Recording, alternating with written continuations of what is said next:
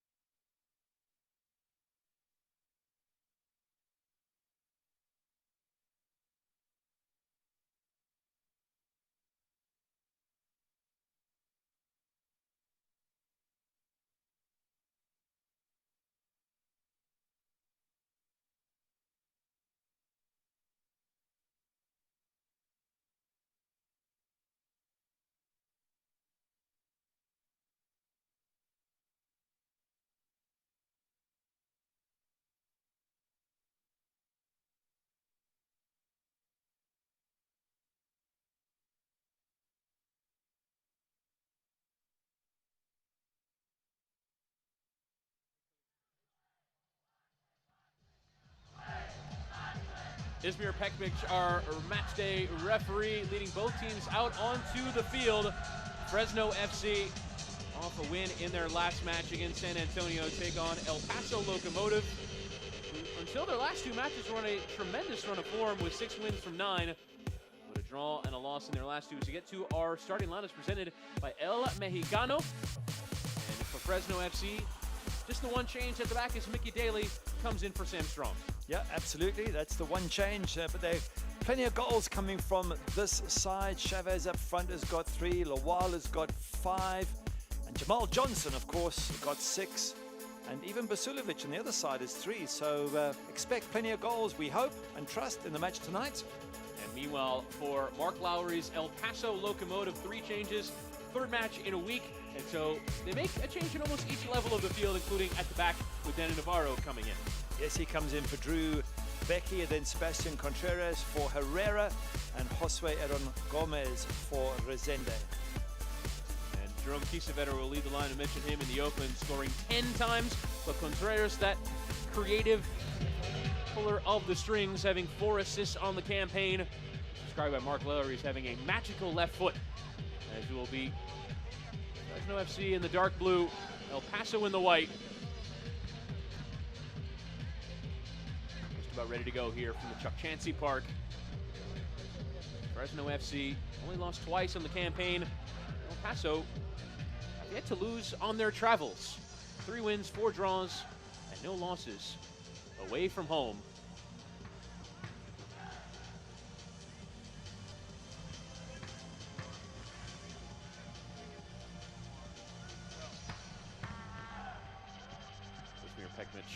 Deliberating on getting this one started. Allowing a few more fans to trickle in. Should be a fun one tonight from Chuck Chansey Park as Jamal Johnson gets us started. Fresno FC and El Paso Locomotive each coming off of matches against San Antonio FC, with El Paso playing in the week away from home, drawing 0-0. Meanwhile, Fresno a weekend ago winning by 3-2 was a big win in the judgment of Adam Smith, the manager for Fresno FC, as he thought his side desperately needed a win after just a few too many draws off 3 draws and a loss in a 4-match run without a victory. They get the goals that they needed on the night by 3-2 over San Antonio. A brace for Jamal Johnson. Jaime Chavez giving Fresno the victory, and now looking to build off of it. Catcher with a few early touches there, but a vital match for both sides, because a win for either of them will take them into 2nd position, just behind Phoenix Rising in the West. I think for Fresno, going from 6th position to 2nd will really put their season in full gear. El Paso have had a fantastic start to the season, and if they win, they'll go from 3rd to 2nd. It's only 1 place, but only be 2 points behind Phoenix Rising. So a lot for both sides to play for tonight.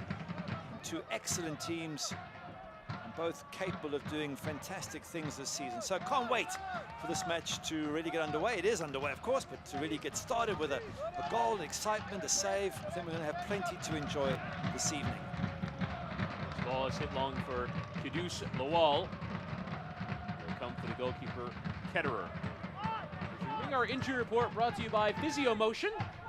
Nothing to report for El Paso. Meanwhile, Seth Moses, the right back, continues to miss out with a foot injury. Also played as a right-sided midfielder for Fresno FC. In fact, talking to Adam Smith a couple of days ago, he said losing the midfield destroyer, as he describes him, Seth Moses, was a huge blow. He really values what Seth Moses brings to the team.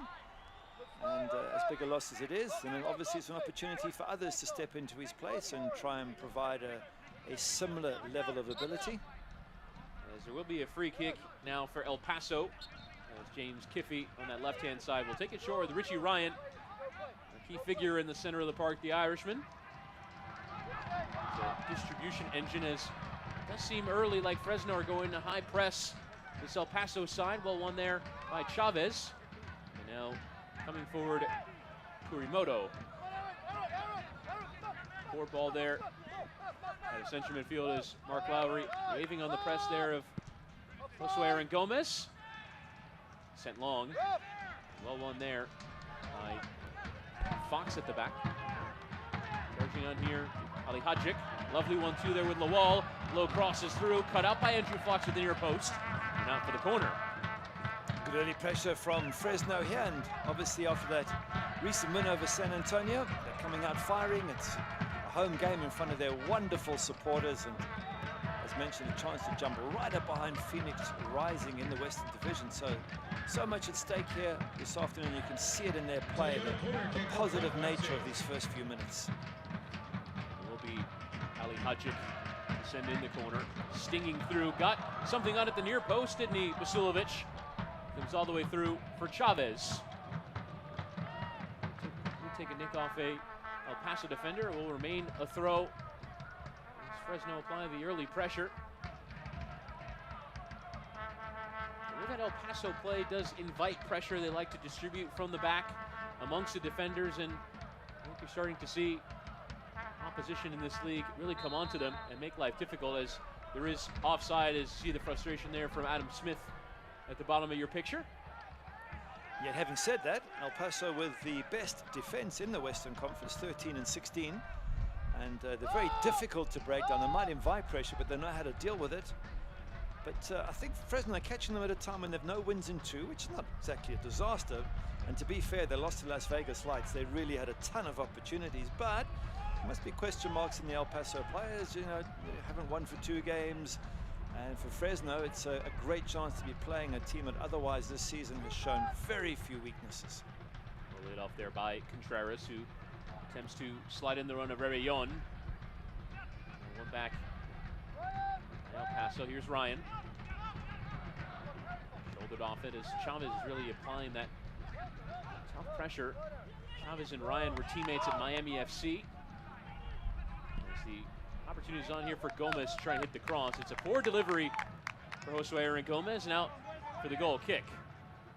Yeah, it is a poor delivery. You expect more early on in the game, so perhaps you just didn't quite judge it. But from there, if you can bend it away from the goalkeeper and put it on the edge of the 6-yard box, it can be a real opportunity for a striker to come in and get on the end of that. There's Mark Lowry, the young manager. Last couple of years with Jacksonville Armada. First in NASL and last year in NPSL. A few of his players with him. In charge of this expansion side, and a few players with connection. The ex-Jacksonville manager. What is he, 33 years of age? Yes. That is very young, but credit to him that at that age he can still produce such a wonderful playing team as El Paso have been this season. And if he can do that at 33, I wonder what he'll go on to achieve in the world of football. Took advantage of an opportunity, Mark Lowry, in 2016. Former U.S. men's national team goalkeeper Tony Miolo was in charge of Jacksonville Armada, who was sacked fairly early in the season. Lowry took over as an interim and did enough to hold on to the job for the next couple of years. Now given the opportunity to build an expansion club with El Paso Locomotive. And fair play, in the top 3 in the Western Conference. One there by James Kiffey. One-time USL player in Sacramento, Reno, and Charlotte. A free kick given away there by Ellis Hayden, a bit too aggressive in trying to win the ball back. He's saying he didn't do anything. It was the player who kicked him, the El Paso player who kicked him. And let's have a look at it again and see what Ellis Hayden does here. Well, he puts his foot out. You're asking for trouble there, actually. If you go for the block, then it is possible for someone trying to clear the ball to hurt themselves. So I think correct decision from the ref. He thought the slipping action was caused by Gomez making contact with the ball and then going over it, but we'll play on through James Kiffey. We'll see the free kicks will be taken short, and Fresno appear to have their tactics well sorted out, make life difficult for them to pass out. Nick Ross able to play out of it. Contreras wanting the run of Gomez, instead cutting onto his right. Well done there by Contreras, but the outside of the boot ball, not the right idea, and I think Contreras wanted Kiesewetter to make the run. He did. He was knocking it into space for Kiesewetter, but you also have to look and see the run begin before you play the ball. That was more a hopeful pass, but just noticing the high pressure from Fresno there, and maybe that's a concern for Mark Lowry, that his team are playing out against a high press, and if you lose possession near your box, you can easily turn over and you can get shots on target against your goalkeeper. So I want to see how this pans out. Ball here by Jamal Johnson, trying to slide in the run there, Basulovic. But well cleared by El Paso. There's a man down in the penalty area. Just looked like Lawal went down. Knocked to the side of the head, was it? Adam Smith perhaps asking for a free kick or not. Was there an elbow to the head? Difficult to know, and of course difficult for referees. Sometimes we get the possibility of seeing a replay and having a close look at it. The referee gets one look and has to make an immediate decision. Especially when it's away from the ball. He's not involved in the action there. Here's Johnson playing in Vasulovic.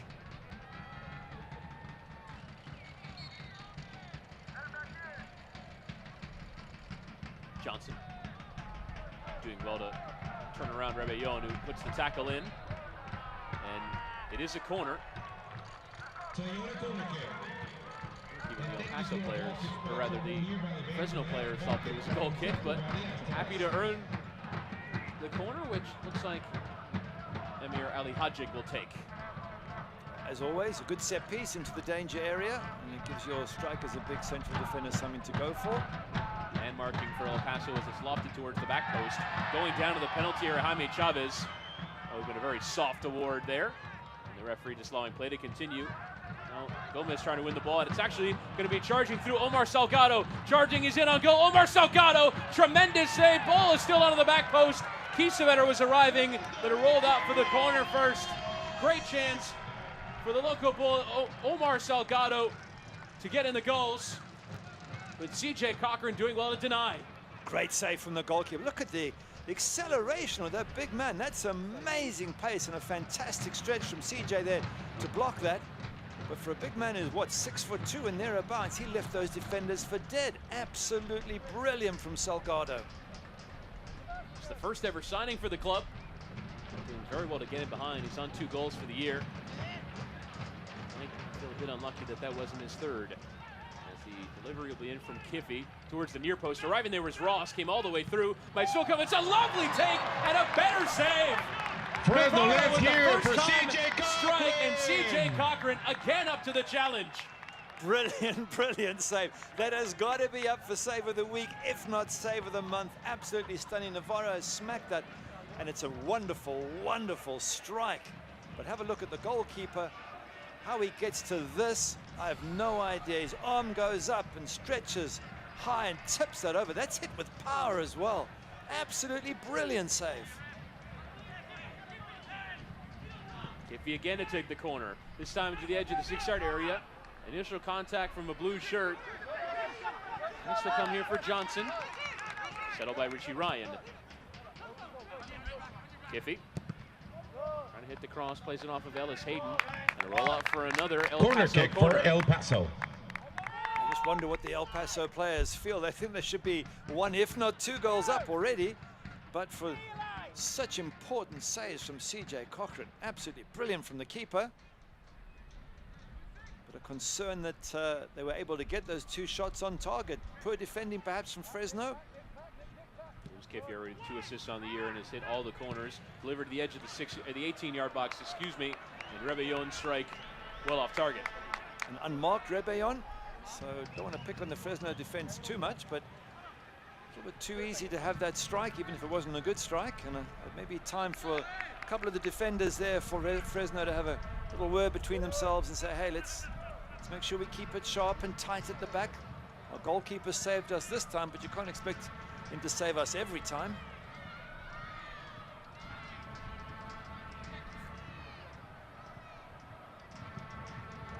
CJ Cochran, the early hero, came on loan from Nashville a year ago, but a full signing. Hasn't really been a regular feature. It's from the trust of Adam Smith. But guess what? I think he's extended that trust. And for Mark Lowry there, he's thinking, well, what do we have to do to beat the goalkeeper? We're through 1-on-1, he makes that save. We have a fantastic volley near the top corner, he makes that save. It just shows you how good El Paso are. They've been defending deep and suddenly they're on the attack and create 2 great chances. Zach Ellis Hayden down this right-hand side. Trying to hit the cross, it's into the penalty area for Jamal Johnson. On to his right, Jamal Johnson. Then one towards that back post, but nobody there. And Logan Ketterer watching it out of play. Just thinking back to that chance for Omar Salgado, 1-on-1 with CJ Cochran. How quick was he, and what a good player he is. If you're that height and you're good in the air and you're quick on the ground, I just wonder how long he stays in the USL before an MLS team comes along, because there he is with the ball. What a player. Funny you mentioned, Oh. He was the #1 overall pick in the 2011 MLS Super Draft to Vancouver. Had a career in Vancouver and also with Tigres in Mexico. On loan twice. Struggled to find a run in the team, but chance to play for your local club and certainly impressed. Lucky El Paso, but he's a local boy. Now Gomez and El Paso the ones attempting to apply the pressure. Forces the long ball there from Cochran. Lawal able to settle it down. There's Vasilovic. Clear at Fox, not the most convincing. Low in there by Ellis Hayden. Throw in for Fresno. Just watch the ball, it does bump a little bit on the ground. Difficult for some of the players to control the ball and pass it. Normally it's the bits where the baseball infield would be, that would be most difficult, but it does seem like a bit bumpy elsewhere on the park. Ali Hadjic playing on for Del Campo. Slided through well, intercepted there by Richie Ryan, but given away. A chance on here for Fresno. Vasilovic dragging his shot wide. Yeah, it was well wide in the end. There was a little moment there from Vasilovic where he thought he was going to enter the 3 goals he scored already this season, but in the end, didn't even need Ketra to make a dive. He just watches it. Oh, he actually does dive. He makes sure it goes wide. In the end, it was a couple of yards wide. Didn't give the goalkeeper too many problems, but again, a good start from Fresno, nice and positive. And yet, to be fair, the 2 best chances have fallen to the visitors, El Paso.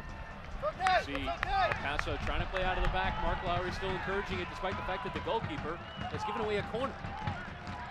Yeah, I'm not a big fan of goalkeepers trying to play out of the back too often. I get it when it's on, but forcing it and taking risks, I'm not a fan of it. And yet, a lot of managers insist. So, they're obviously prepared that once in a while they will concede a goal.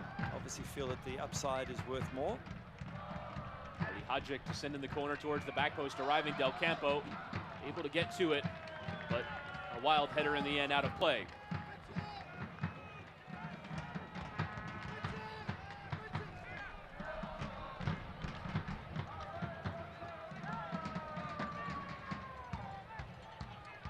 Again playing out, short for Rebellon. And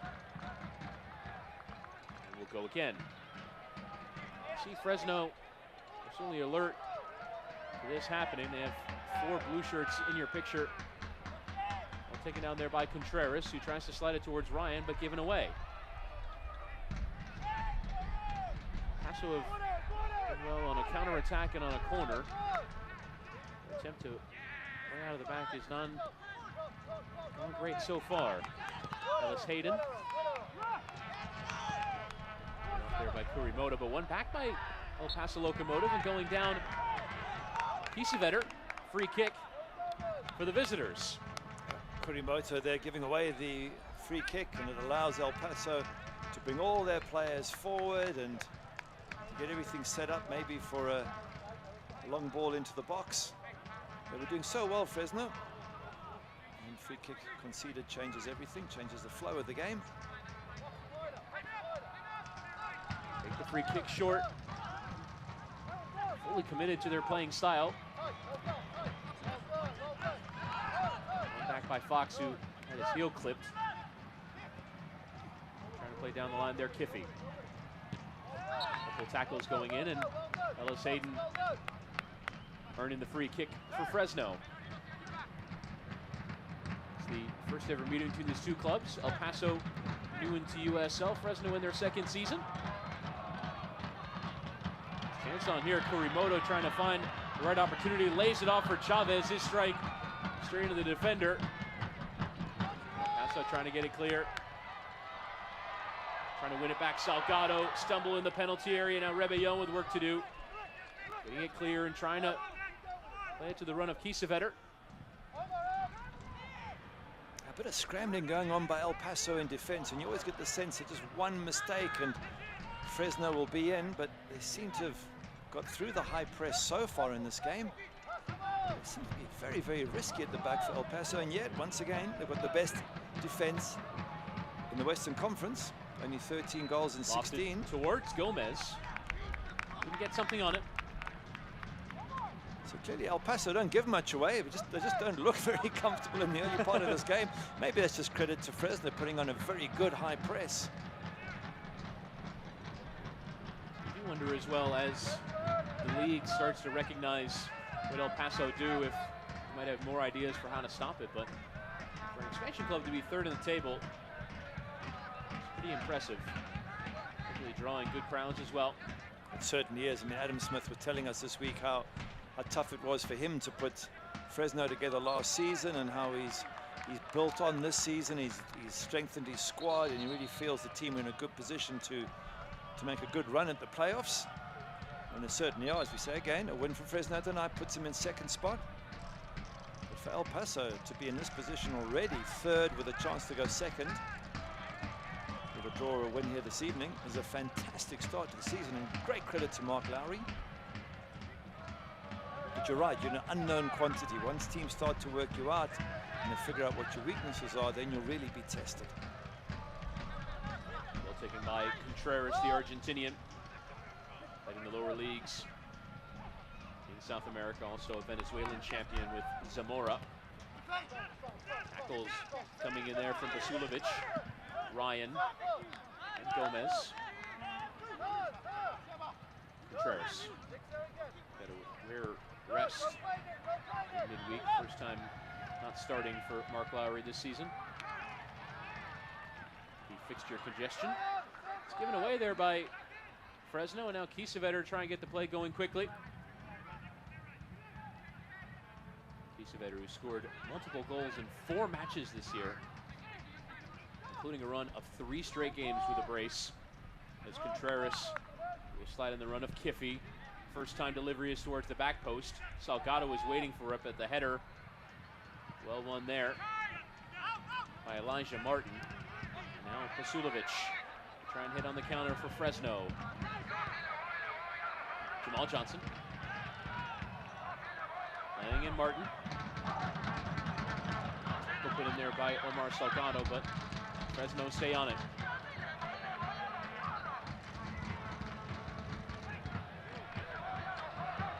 Edge of the penalty area.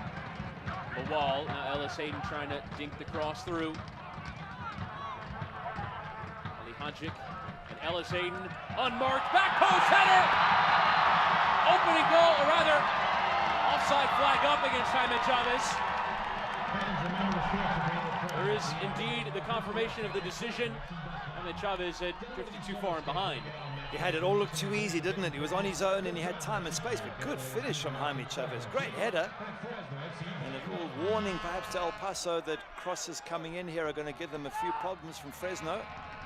Strong sliding tackle to win the ball back for Fresno FC. Jamal Johnson out through the area, again towards Chavez, but well cleared there by Navarro at the near post.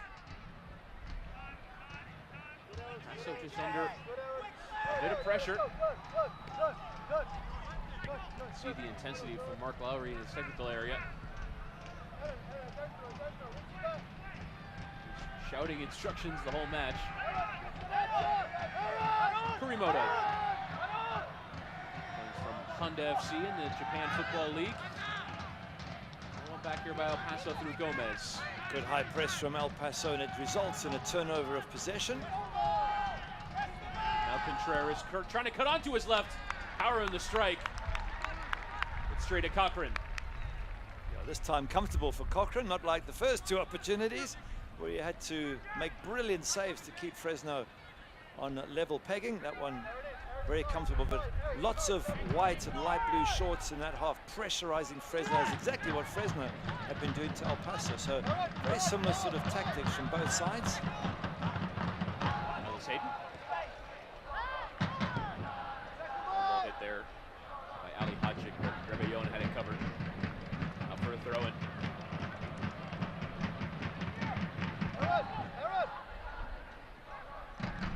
Fresno 3-1 at home, 6 in the table, but more of those being wins rather than draws. Ellis Hayden down the right-hand side. Came off him last for the throw.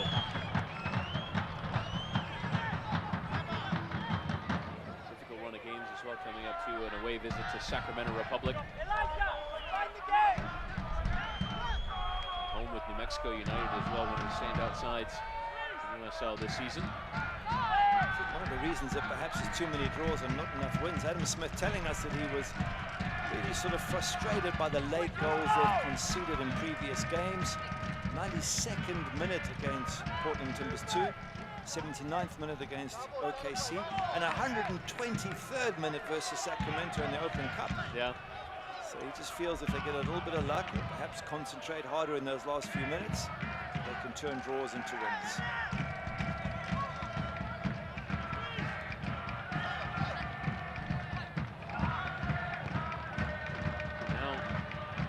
Forward through Chavez, like Kurimoto, a free kick for El Paso, the only USL Championship side that lost to USL League One opposition in the third round of the Cup.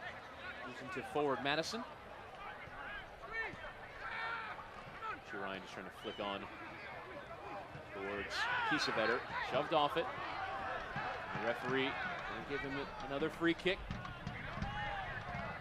Must admit, if I was El Paso, I'd want to see Kiesewetter up on the sort of centre backs. Such a wonderful scorer of goals. You'd want him to be there, and you want to be peppering balls into him as often as possible and giving him a chance to finish them off. 10 goals this season.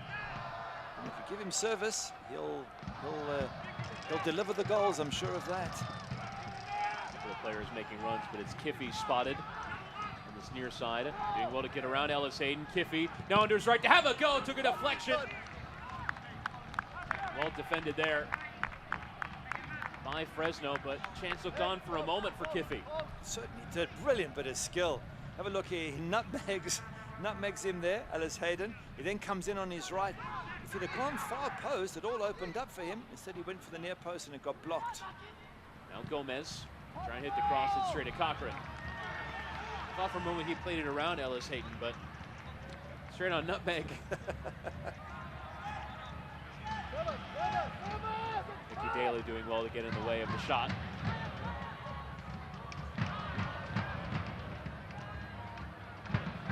See that bounce of the ball there, goes straight over Jaime Chavez's foot. It's an even bounce, and it's a test for the keepers.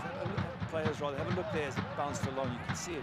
It hops up and down, so you've really got to watch the ball. As I said, it's going to be a test for the keepers, because if you misjudge the ball as a keeper, it can go right over you into the back of the net, and that applies to pass backs as well. So it's a case of really having to concentrate there. Kiffy playing the run of Gomez, making his first start for El Paso tonight.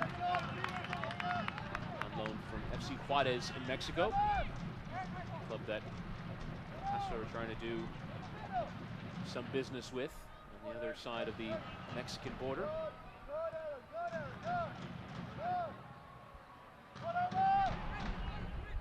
Fresno, the ones trying to play out of the back. Well, for a moment. Commentator's curse. It's a first long ball.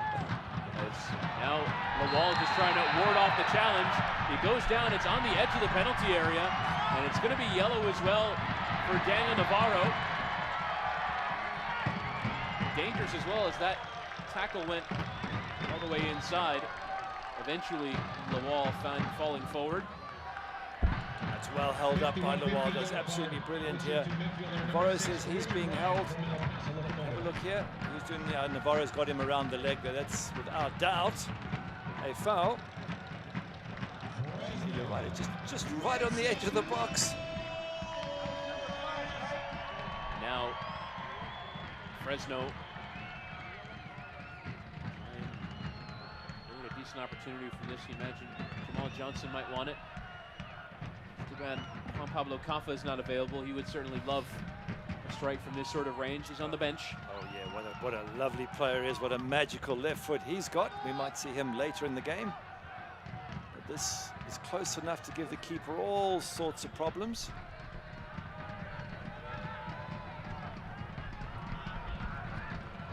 Now then.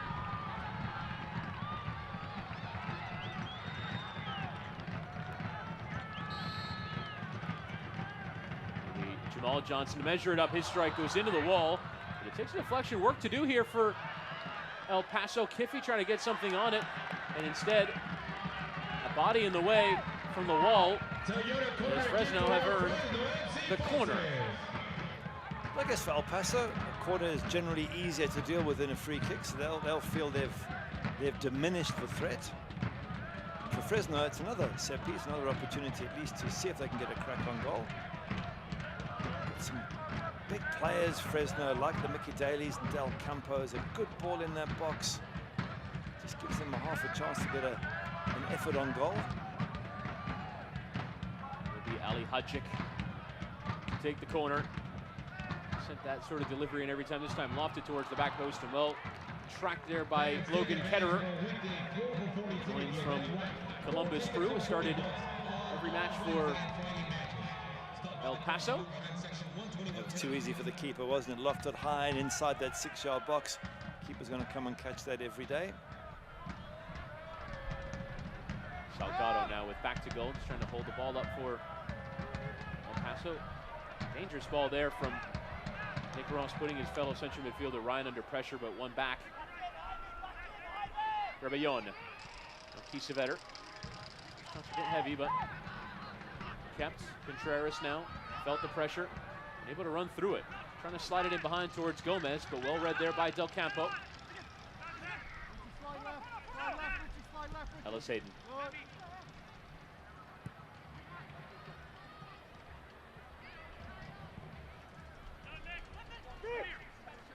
Mickey Daly. First ever signing for Fresno.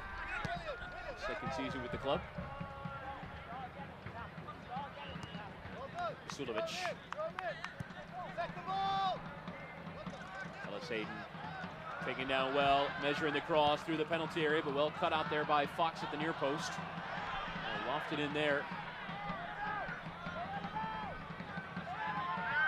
Kiffy. Sulovic winning it back. Trying to poke it through towards Ali Hadjik. Apple came through Richie Ryan there from Kurimoto, but Fresno FC maintaining. Sulovic now to hit the cross. Going down the wall in the penalty area. Referee not interested.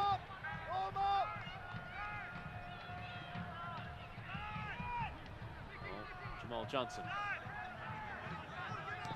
This is a possession here from Fresno. This is hard work for Fresno. They can't break down this El Paso side. It's so well organized. And in fact, it was Coach Adam Smith who said these two teams are very similar, both well organized, both good in defense. And they sort of seem to be matching each other punch for punch, with the exception, of course, of those two chances for El Paso, which, but for CJ Cochran, would have been scored. Two great chances. Other than that, you can't seem to pick much between the two teams, and they seem very similar in the way they play, the way they press.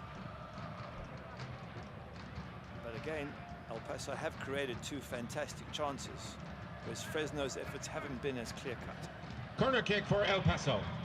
It'll be Kiffy over the corner after Kiesewetter let it run and force the defense. It's Gomez who goes down. Chance could still be on for Gomez. Deal for the penalty. Now turning Ross and Ryan.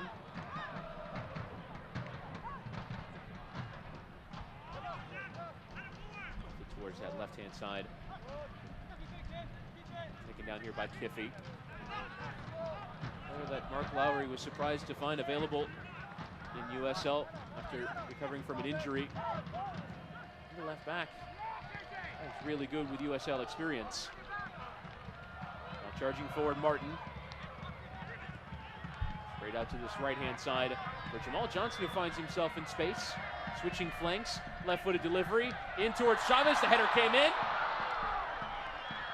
And going wide there from Jaime Chavez.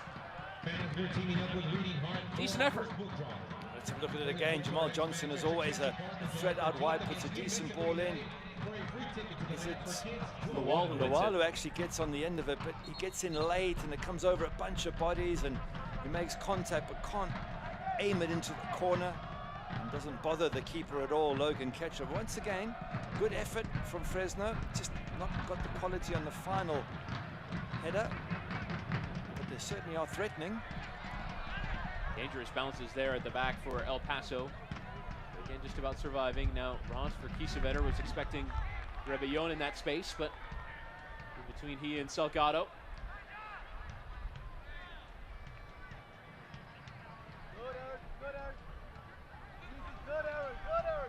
Sun sets on Chansey Park in Fresno. We're keeping an eye on the live table. Paso, with the draw in the live table, will actually move up to second. As Phoenix lead Portland Timbers 2 by a goal to nil.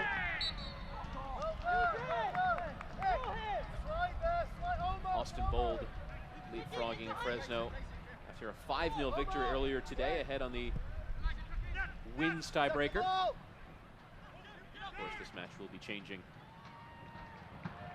The wall, going to slide it through for his strike partner, Chavez. Now Gomez. For Adam Smith to have two strikers that he likes. Certainly a change from a year ago where he struggled to find options in attacking areas, and I think he quite likes this 4-4-2 setup. Yeah, that's why he feels that they're going to not just get into the playoffs, but actually do something when they get there. And certainly a win today and going into second, depending, of course, on the other results, would give all Fresno fans and the players and everyone involved with the club a huge belief that this could be their season. Johnson, slide in Martin. Martin didn't want to get the touch around the defender. The cross is in, cut out by Daniel Navarro, but only as far as Ali Hadjic. Done there by Rebellon to get the better of Martin, who just has a tug at the shirt and gives away a free kick. Quickly for Omar Salgado. Working around defenders and referees alike, and now Salgado afforded far too much space. Can slide in Contreras and eventually does. Left-footed clip towards the back post. But Cochran can track it and catch it. Salgado, once again, he's got this burst of pace. Nobody could catch him until he got to the edge of the box, and then a poor cross from inside the box, and the moment just died. But Salgado, once again, very impressive. Johnson had to have a left-footed hit, and now it's Ketterer with the heroics at the back. Tremendous save from the El Paso keeper. Jamal Johnson out of nothing. Jamal Johnson scored 2 goals in the last match against San Antonio. Let's rip with this one. Absolutely flies. Nice height for the goalkeeper catcher, but a good save. Palms it away from danger. Let's have a look at it from behind and see it there. The goalkeeper does well, gets across there, pushes the ball away from any, sometimes keepers knock it down to the danger area, pushes it away to safety, and now he's got to deal with a corner kick. From Emir Ali Hadjic, into the penalty area. 3 arriving on the back post. Daly, the closest to it, will come here for Lawal. Salgado leaping, and Lawal just smacking it back in and out of play. Well, perhaps El Paso showing why they have the best defensive record in the West. With a very good goalkeeper, is difficult to beat. They've got players who get behind the ball and close down spaces and make this very, very difficult to get decent efforts on goal. Just conceding 13 and 16 matches is a very, very decent defensive performance, and yet they still try and play up from the back, and they seem to take unnecessary risks, but clearly it works for them and haven't been punished too often. 8 clean sheets as well. 16 matches. The thing you notice comparing these two sides is CJ Cochran has faced upwards of 55 shots on the year. Logan Ketterer has only faced 35. And so, in some ways, possession is almost a form of defense for this El Paso side. Is now charging on here Chavez. Awkward there for Andrew Fox, who just has to give away the corner as Chavez was charging in. Well, it's a very interesting stat about the few shots that have been on Ketterer in goals, and maybe it's also because they get so many numbers behind the ball, they close you down before you can get the shot. You end up playing around their box, but never getting a clear sight of goals. As you do, you get closed down straight away. It's a lot of numbers back for El Paso. They defend in numbers. It's just hard to break through them. Hadjic this time will leave it short here with Jamal Johnson. Now for Basulovic, who will deliver. Header is on there from Mickey Daly. Logan Ketterer just making sure it went over his bar. Well, that corner a little bit different. They moved it around there. They try to get Let the players in the box give them time to lose their markers and to move around themselves. Played it 2-3 times, then whipped the ball into the box. And it's a header, yeah, it wasn't on target, but once again, just sort of threatening a little bit Fresno. Nothing really to worry Ketterer, but that could all change. Still more than, what are we, 50 minutes to play. Lovely turn there from Basulovic. Now waiting for the space to avail itself. Ellis Hayden. 3 white shirts onto him in a flash. Chance to cross attempted there by Ali Hadjic, cut out. Cochran. Should say from a Fresno defensive point of view, the out ball from defender to either midfield or attack is just not on. Fresno closing down all of those spaces. It's nearly given away here by Ali Hadjic, but recovered and laid off for the goalkeeper. A good pressing again from El Paso. Both these teams press the defenses, looking to turn over. And so far, no goals to show for it. Here comes a big man again. Salgado charging through. The heavy coming together with Ellis Hayden. And now sliding behind towards Chavez. Chavez just trying to get it across the face of goal. Couldn't get clean purchase on it and cleared by Andrew Fox. And Salgado remained down. Now we'll try and get to his feet and join the attack. Contreras. Richie Ryan. I'm Rebellon. Fresno supporters in full voice. Would have enjoyed the start to this one. Poor ball switched out to this left-hand side towards Kiffy. Looking at Mark Lowry there, the El Paso managers. Very excited, very energetic. Demonstrative, you might say. Demonstrative. Good word, good word. Mind you, look at those fans, aren't they wonderful? So many times we've spoken about them and the effort they put in to support their team and the fun they have. And it's just a brilliant example of, I mean, you know, the players must look at that and get so pumped up to play for that sort of support. Attack coming in from Basulovic a bit late. Caught Nick Ross. For Scott. Playing next to the Irishman. The Englishman behind them. Seen a player from Wales, and I think we have the whole island covered. An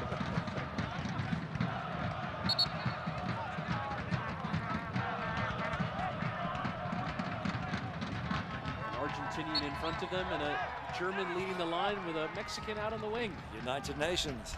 It's brilliant. Ryan. Getting off for the Englishman Andrew Fox, last with Grimsby Town in England. Johnson. Way back to C.J. Cochran, who just has to hit it long.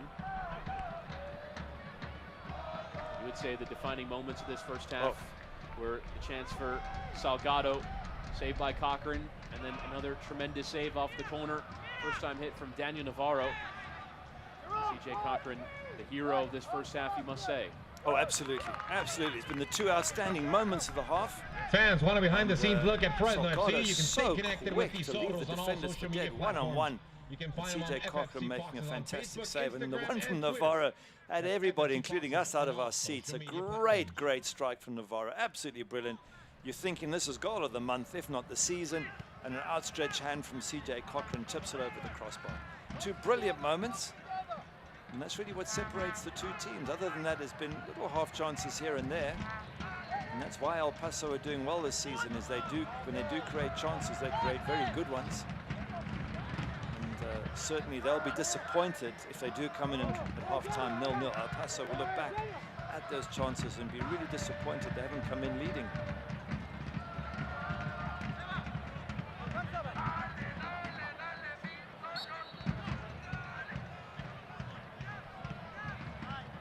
Throwing in for Ryan now, inviting the pressure. The hand came out. Free allowing play to continue. Jamal Johnson. Top scorer for Fresno.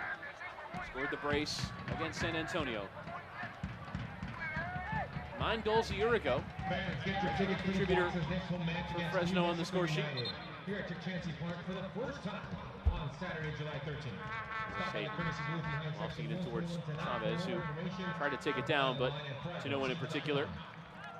They're just thinking of goal scorers besides Jamal Johnson. Lawal's got 5, Jaime Chavez has got 3, Basulovic has got 3. So they do have other goal scorers. We just haven't seen them do anything really good in this first half. And they've certainly not caused Quechua too many problems, except that one strike from Jamal Johnson, where the keeper had to dive to his left. Fans to celebrate Pride Night. For Kudus Lawal, all 5 of his goals and an assist have come in his last 6 appearances. So he's an on song, but located on the concourse above section 119 today. Struggling to find that service tonight. Skippy takes the throw in. Contreras doing well to get turned. Now Gomez. I'd imagine we'd have too much stoppage time. The last meaningful action here for Omar Salgado. Let's set it on to his left and come here for Richie Ryan. Into the penalty area. 1-2 attempted Richie Ryan. His effort wide of target. It's a good effort there from Richie Ryan. You're right, he plays it in, it comes back very quickly to him, and in a split second he gets a good foot behind that. I'm not quite sure how much it missed by. It looked like it was reasonably close. Richie Ryan gets it, plays it, gets it back quickly, and then out of his feet he stabs it just past CJ Cochran. This will give us an idea. Yeah, maybe it was a yard or more wide, but quick feet from Richie Ryan there. And nearly a breakthrough, but still level at 0-0. Ryan is exclusively a left-footed player. I think he go with his right. Wasn't bad. Now Basulovic going to try and play the 1-2 is up. Basulovic going through, sliding tackle in there from Fox. It needed to be inch perfect, and it was.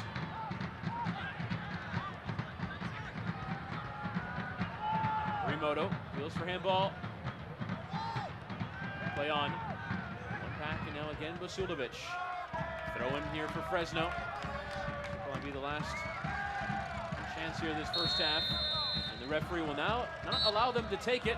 As we've approached halftime, we remain scoreless here at the Chuck Chancey Park with Fresno FC's goalkeeper, CJ Cochran, the key figure in this first half. Omar Salgado 1v1 with him, and he denies. And then on the ensuing corner, a first-time strike coming in from Daniel Navarro, hit with absolute pace. And Navarro manages, or rather Cochran manages to tip over the bar. And we get to the half scoreless. Your score at the break: Fresno FC 0, El Paso Locomotive 0.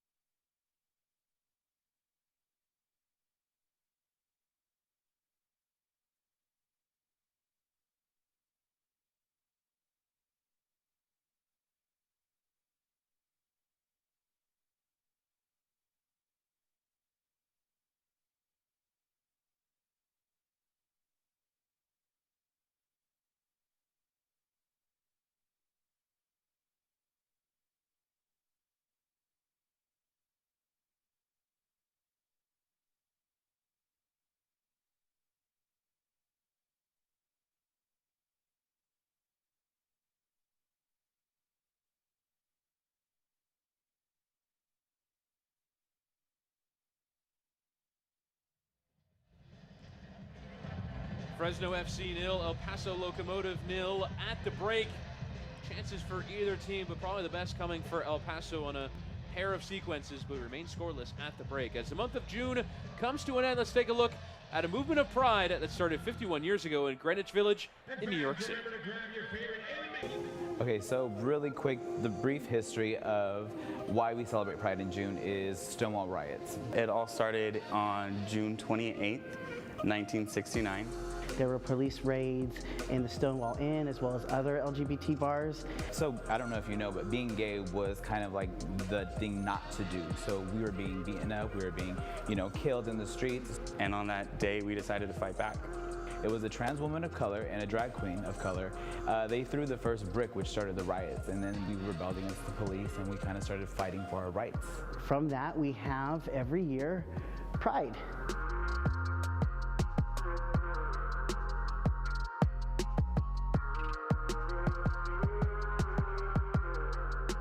It's not just decorating a t-shirt with the rainbow. It really doesn't have to do about others, but about the love for yourself. Whether you're an ally, whether you belong to the community, is that you teach people acceptance. One of the most important things that young people coming out can have is support from their family and other community allies. Knowing yourself the best way you can, celebrating yourself, who you are as a person, one time a year kind of puts a self-reflection on what you can and can't do as an individual and how you can make yourself better. We've seen the changes. We've grown as a city, I think, too. It makes my heart melt because you get to see everyone be so supportive to the community. It's very surreal.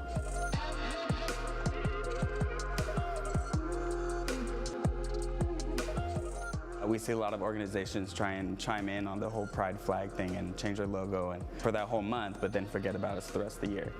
Now, more than ever, considering the political climate that we're in, we have to really start lifting each other up. Especially being a more conservative pocket in California, it's important that people know that they can be who they are and that it's okay. I see it now, and I want to see it 10 years down the road. I want to see it 100 years down the road for my nieces and my nephews or the children.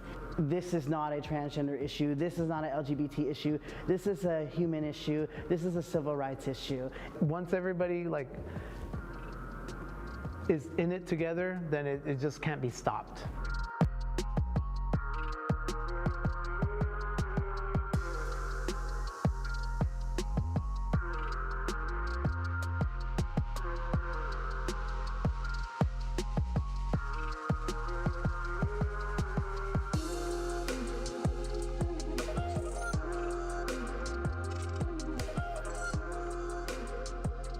For almost 2 decades, San Diego has been waiting for a professional soccer club it can call its own. Now led by leading soccer executive and co-founder of Sacramento Republic FC, Warren Smith, and legendary United States men's national team player Landon Donovan, its club has arrived. The USL Championship is coming to the University of San Diego's Torero Stadium, bringing all the excitement of the fastest growing league in North America to one of the top soccer markets in the United States. All right, gentlemen. I don't think we need to kind of review what this game means, but it is a really important opportunity for us. I think it's an important opportunity for you guys in a lot of ways. Goal is to advance in the U.S. Open Cup by beating Cincinnati. It is that simple. Any questions? Let's go, gentlemen. Let's go.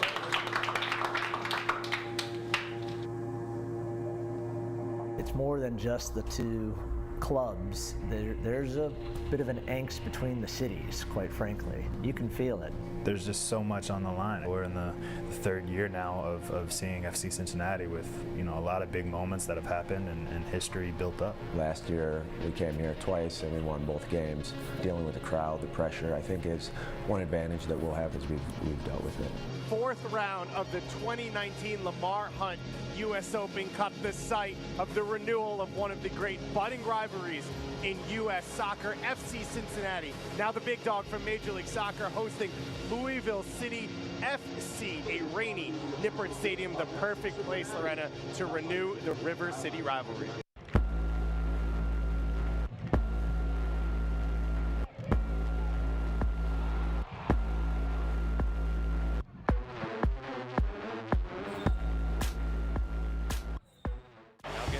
Sam Warner, the beauty. Jamal Johnson, he only knows bangers. Look at Taylor moving up. And Taylor with a beautiful strike. Are you kidding? Johnson from distance. Yes. Oh, yes. A great save from C.J. Cochran.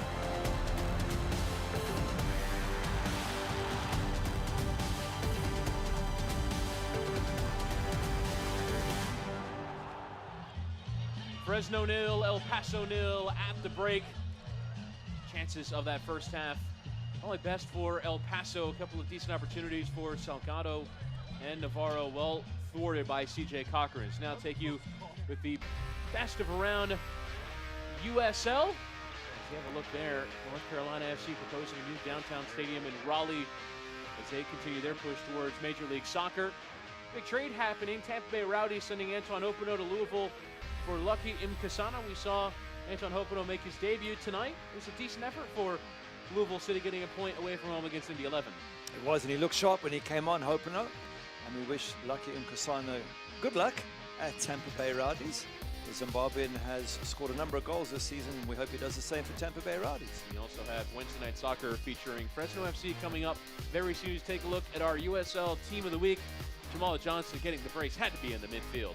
Absolutely, he was brilliant. But for me, one of my favorite players up there, Phoenix Rising's Asante, they're top of the Western Division. He is such a wonderful little player, the Ghanaian. Absolutely fantastic. And Phoenix flying at the top of the Western Conference. It's Fresno and El Paso that are trying to chase them down. And they'll need more Team of the Week kind of performances from their team, particularly in this upcoming second half. First half highlights, second half kickoff on the way. Thank you, Community Medical Centers, for being an outstanding community partner with Fresno FC.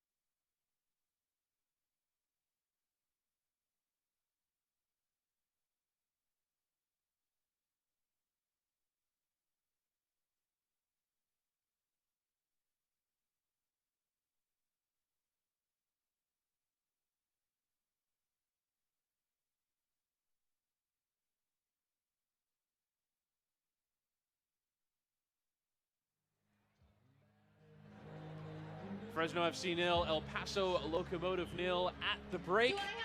Still looking for that breakthrough here as we enter the second half. Chris Whittingham and the former Man United goalkeeper Gary Bailey for commentary of this one as we now bring you our first half highlights. And we must begin with the two tremendous saves from the Fresno goalkeeper C.J. Cochran. Oh, absolutely brilliant. The first one, it's Omar Salgado at 6'2". Look at this acceleration. He leaves them all for dead, and he's about to slot it in the back of the net, and C.J. Cochran puts out an arm and a leg and makes an absolutely vital save. But the big man was so fast there. Brilliantly well done, the goalkeeper. Then from the corner, ball comes out. Daniel Navarro hits this. What a strike. He must think that's the best one he's ever hit. And C.J. Cochran pops up and tips it over the bar. And then the cross coming in towards Jaime Chavez, but he was flagged for offside. So not to be for Fresno's opening goal. They let off the flare and everything. It was not to be for Fresno FC, but El Paso would still continue to pack on the pressure. Here's Contreras' effort. Yeah, straightforward this time for CJ Cochran. And a nice strike, but straight at the goalkeeper. But his first two saves were they were the highlight of the half. Absolutely brilliant. And then Kiffy coming down this left-hand side. Megan the defender, and Mickey Daly doing well to intervene. Yeah, great nutmeg, and I just wonder if he'd have gone from the far post, because there was a gap for him to shoot. Instead he went near post and shot into a whole bunch of bodies. But still a lovely move from Kiffy. And then from the corner, Kiffy taking it short, Gomez going down. And through that mass of defenders, eventually getting it clear, Fresno. Gomez there, stuck in the traffic. As you have a look at our first half stats, rare to see El Paso trailing in possession, but you really saw them struggling to build out from the back and string passes together. But they kept on trying. But have a look at their shots on target to shots. 50% of their shots were on target. That's where they were so sharp up front. When they got the chances, only CJ Cochran's brilliance stopped them from scoring. For Fresno, a lot more shots, but only one on target. They just really haven't been sharp enough around the goal. That's what Fresno are going to have to improve on in the second half. Jamal Johnson also doing well off that left-hand side to challenge Logan Ketterer in goal for El Paso. Let's go, guys. But you must say, as you take a look now at just sort of what these two teams can do out of the break, for El Paso, you have to say it's figuring out a way to play even with the pressure that Fresno, you'd imagine, will continue to apply.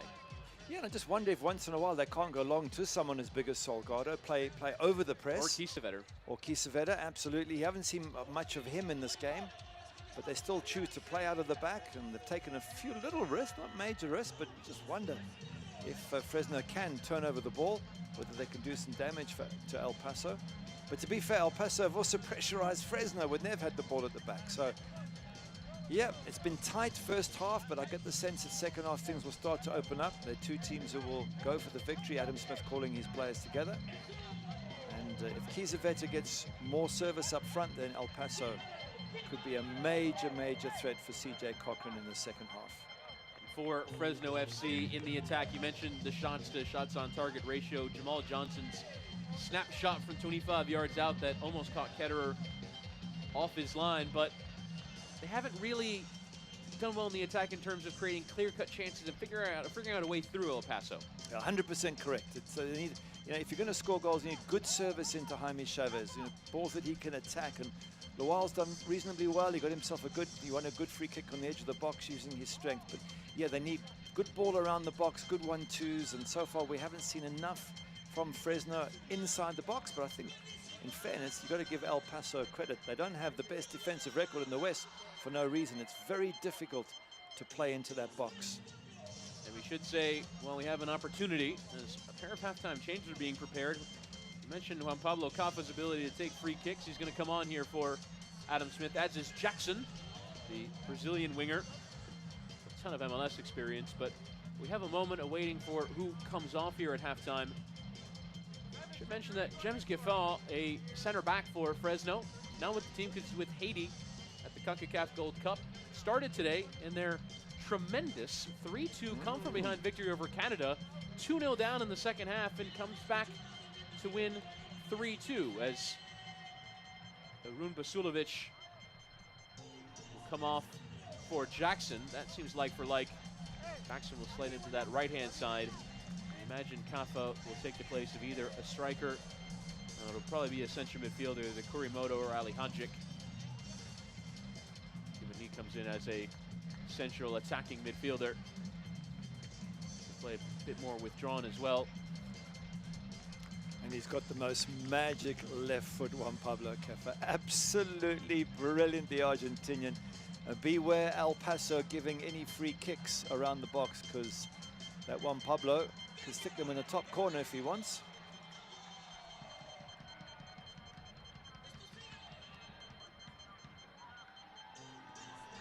And it is Emir Ali Hadjic who makes way. So a pair of halftime changes for Adam Smith, not trailing in the match, but still not pleased with what he saw from his team, and elects to make a couple of changes as we get started in the second half. And now for Fresno, The impetus on them to try and turn things around, and straight away coming forward is Kiffy. We'll play it here for Kiesewetter. Try to slide it out towards that left-hand side, and Gomez, but cleared by Fresno. There's two good changes that Adam Smith has made. For me, Jackson and back to fitness and available, and Juan Pablo Cuffa, two very, very good players. And they're going to cause El Paso some problems, I would suspect, in the second half. So Adam Smith being positive, as you say, felt his team didn't create enough chances, and to be fair, they didn't. And these two players that brought on, I think, will certainly give Logan Ketcher a few more things to worry about in the second half. And a clash of bodies there, we hope nothing serious. For Jackson, nearly 150 MLS appearances with FC Dallas and Toronto FC. As Richie Ryan took the brunt end of a tackle in the center of the park. It's slow to get up. Ian Kudus Lawal hashing that out. And for Pablo Cuffa, 9 goals and 5 assists in his first season with the club. No scoring rate with Tulsa Roughnecks in USL. Player with La Liga experience with Real Betis. Lawal wins the ball back here for Fresno. Here's Johnson. Play it towards the wall. Well done with his first touch. Now Cuffa. Johnson, a bit more like it here for Fresno. Cross into the penalty area towards that back post. Headed away. Jackson was threatening. Ellis Hayden doing well to win it back. Daly. Couple of substitutions for your Foxes during halftime. Leaving the field, Now throwing here for James Kiffy. and number 13, Amir Alhazic. Coming in, number 7, Defense for Jackson. El Paso, And number 10, 8 Juan clean Pablo sheets, Cuffa. only conceded 13 goals. They're playing as well in the conference in USL, which has seen far more goals scored. The West have a couple of sides in the 11 and Tampa Bay Rowdies that at least came into the night having only conceded single-digit goals, both of them conceding tonight, so I figure no longer intact as Jamal Johnson hits a shot, came all the way through and off of the wall. Only fell kindly to a fellow blue shirt. Fresno getting it clear. Now Johnson. Lofting into the penalty area. Headed away. Dangerous there for Fox, is nearly clattered with Ryan, who heads away towards Gomez. Going back by Cuffa. Appeals for a high boot, not given now. Cuffa to measure the cross into the penalty area. It's in towards Chavez. And Ketterer with a second big Toyota save of the corner night. kick for Fresno FC. Corner for Fresno. Juan Pablo Cuffa, we told you about that left foot of his. It's like a magic wand. He puts a wonderful ball in there for Chavez, who gets a decent header on. Look at him. Comes back on that left foot, bends it in, floats it in perfectly. Good header, great stretch from Ketterer once again. The keeper for El Paso makes a crucial save. Cuffa to measure the corner. Towards the back post as they usually are. Del Campo gets a decent head to it. But Kiffy can play out.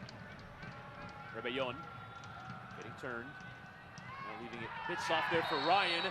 And now the tackle came in from Ryan as it was loose, but it's just on the edge of the penalty area. Free kick for the Foxes. There from Rebellon, and you can see Ryan's frustration with that ball.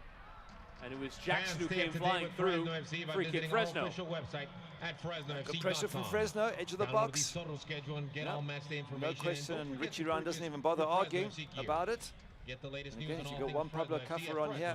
What if he puts a decent ball in? Suddenly there's options for Fresno.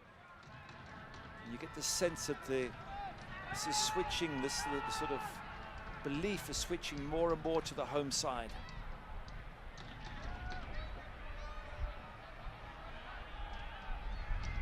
Cuffa over the free kick. 5 to aim at. Jackson trying to stand in between the defense and the keeper. Full man marking here for El Paso Locomotive as Cuffa will hit it towards the near post. It's straight into the wall. Now lofted back in. Second ball comes all the way through towards Mickey Daly. He'll let it run. Settle it well. Nice first touch there from Kudus Lawal. Now Jamal Johnson onto his right, trying to bend one. And he certainly can, but a little bit high and wide. Yeah, it was a good effort, but as you say, a little bit too far off target, but suddenly fresh legs and fresh approach. Suddenly you got Jackson, who's a threat. Jamal Johnson's a threat. Juan Pablo Cuffer put that ball back in again a second time a little bit earlier, and that was a great cross. So a lot more to offer in attack for Fresno now. Salgado. And chip towards Paso and Gomez, but we'll come here for Kiffy. Of the two fullbacks is certainly the one that has come forward more, as Gomez does well to get in the way and win the ball back, sliding through towards Kiesewetter, and the flag has gone up. Doesn't seem much, has he, Kiesewetter? Such a good player, such a fantastic season he's had so far. Hasn't got himself into this game, gets caught offside there. In fairness to him, he hasn't had a lot of service. It's been very frustrating for him, because I'm sure he'd love to add to the goals he's already scored and get himself back on top of the goal scorers charts. Nick Ross there applying the pressure. This is the poor ball there from Cochran, nearly given away. Now Kappa, multiple white shirts flying to win the ball back. We play on. Contreras, lovely dink into the path of Kiffy. You can try and slide on Kiesewetter. Might still come for Kiesewetter. And Cochran off his line, booting it clear. Now work to do for El Paso at the back. Lovely touches here from Lawal into the penalty area. Lawal trying to poke it through towards Chavez. Rebellon getting in the way. And Chavez was offside anyway. Yeah, good counter-attack from Fresno, but just going back to that moment earlier, CJ Cochran coming out and booting the ball clear. I thought if he doesn't get his timing right, it's going to be a penalty. I'm not so sure he needed to get involved. But the keeper got away with it. And once again comes to his team's rescue. Ross. It did seem as though Kiesewetter was bending his run in between defender and goalkeeper, but CJ Cochran electing for no-nonsense clearance. Del Campo. Leon got ahead to it, but not too much of it there for Lawal. You see El Paso a bit more fine with hitting it long.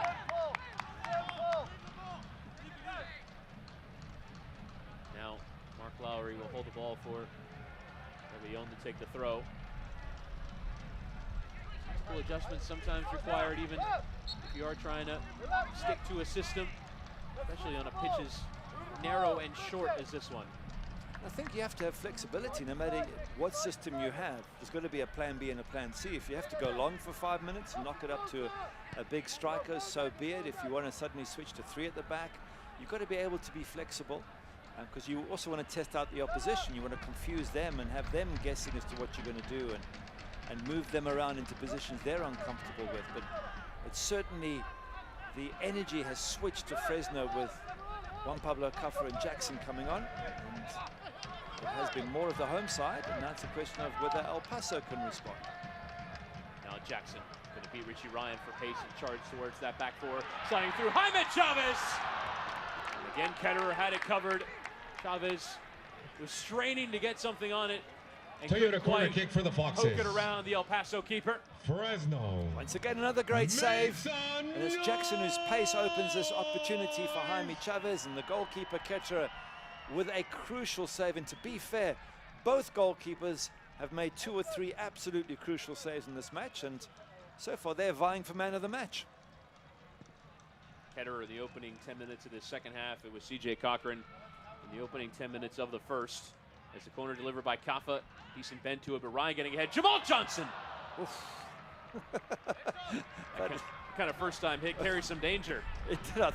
It was the right height. It just was a little bit wide of the goal, but that's right. That's on target. That flies into the top corner. Beautifully struck. Such a difficult skill on the volley like that. Not too far off, and Ketterer wasn't even close.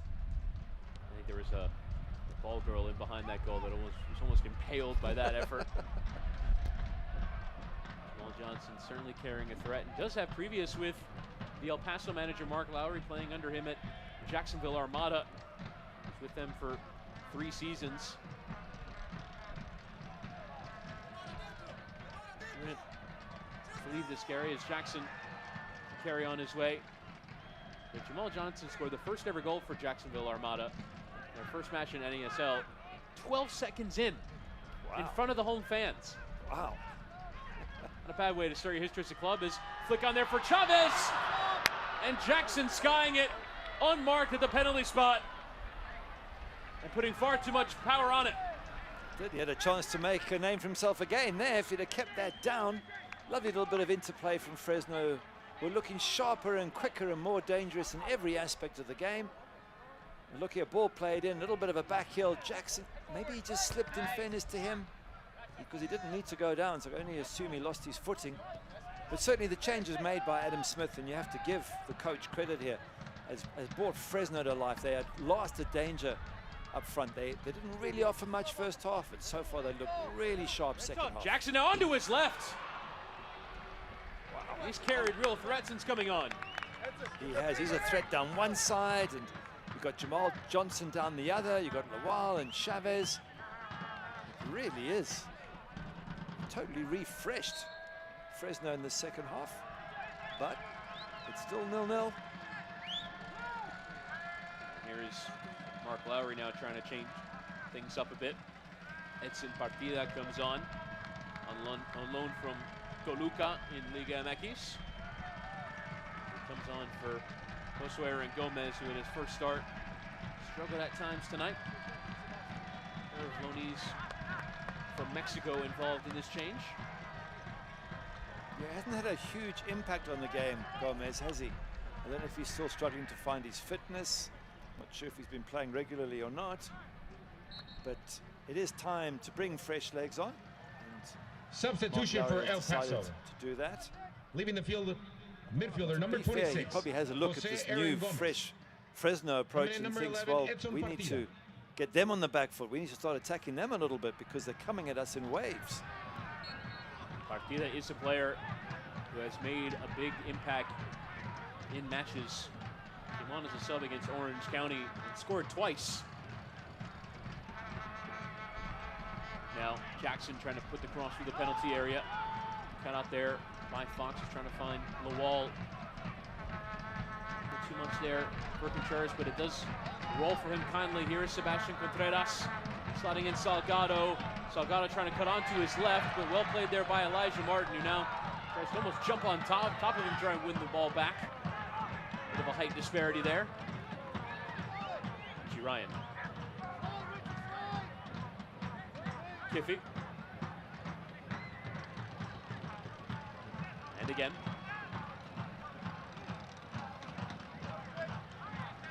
Able to find Rebellon. Salgado with back to goal. Contreras dinking it to allow Kiffy to come forward. Here's Kiffy cutting it back and again towards the byline, clipping in, trying the overhead kick there, and it was an audacious attempt for Partida. Couldn't get to it. And now the tackle put in by Rebellon. There certainly have been some good chances and some lovely skills and no goals, but lots of efforts to show for it, and yeah, just a good header in front. If someone hadn't made a touch with their head there, that could have ended up in the back of the net. But it needs a goal this match now. There's been so much good play, there's been excitement, there's been some great goalkeeping, no question about that. But for fans, and I'm sure those watching, a goal now would force the teams to open up, and that's what the game needs. Richie Ryan.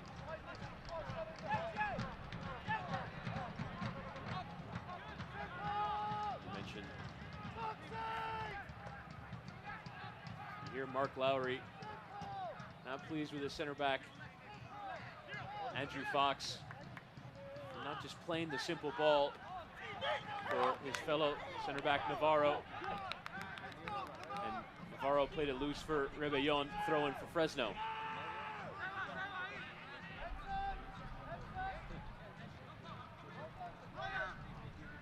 Mark Lowry will continue to be full voice in his technical area.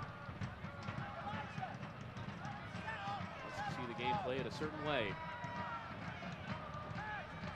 Ellis Hayden. El Campo.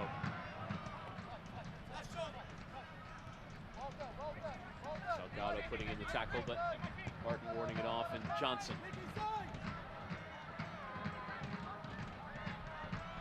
So yet to lose on this campaign away from home. Kept this one scoreless through the hour. the white shirts behind the ball. They deny you space most of the time. Through the area. Wasn't sure if it was a shot or a cross, but Andrew Fox doing well to get in the way. It did. It was a great block. I'm just saying, there's so many white shirts behind the ball. It's difficult to find. Toyota corner kick for Fresno FC. That's why they're defensively so strong. You just get the sense that Fresno are creating little half chances here, and that maybe a breakthrough is imminent. Yes, El Paso haven't lost away from home yet. This is going to be a big test for them here in this next 30 minutes. As Kafa will loft in. Del Campo just trying to get anything to it. Tackle forced there out of Rebellon. Out for the throw-in. El Paso moved towards the top of the table.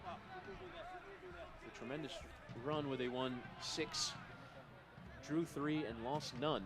Wow. Surged up the table. Could have drawn and lost in the week.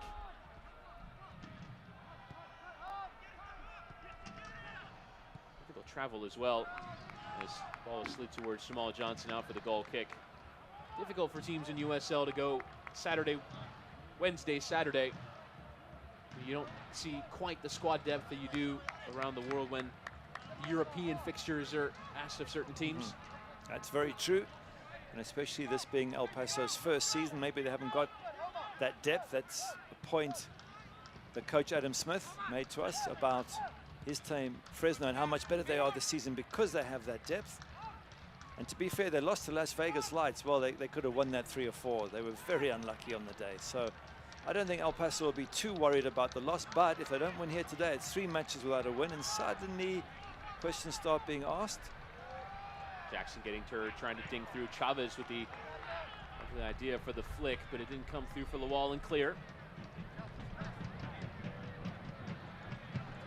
Rookie Kurimoto, the spot with Fresno through preseason tryouts. Had a regular run in the team for Adam Smith. Kudus Lawal also earning a spot in the team in a similar fashion. Kafa. Taken down there by Elijah Martin. In the area for Lawal. Now for Kafa. It's a touch to it through the area. Juan Pablo Kafa. Backer cross goal. Headed in. Goal! And Fresno in front through Jackson. The substitutes combining. Kafa for Jackson. It's 1-0 to Fresno. Well, we said the breakthrough was going to come soon from Fresno. They've been pushing, they've been shoving. And it's that man, Juan Pablo Kafa, who puts the ball in. Ketcher had absolutely no chance. What a lovely cross with his right foot, of all things, from Juan Pablo Kafa. And Jackson, who's looked super sharp since he came on, gets on the end of it and sticks it in the back of the net. And it's been well deserved. Held up excellently there. Now look at Juan Pablo Kafa on his right foot. Doesn't use it too often, but what a good ball he puts in. He picks out Jackson. Jackson makes no mistake. And at last we have the breakthrough that seemed to be imminent. And now the big question is, can El Paso fight back from this position? They've never lost away from home yet. They're facing a loss at this moment. Goal scored by number 7, Jackson.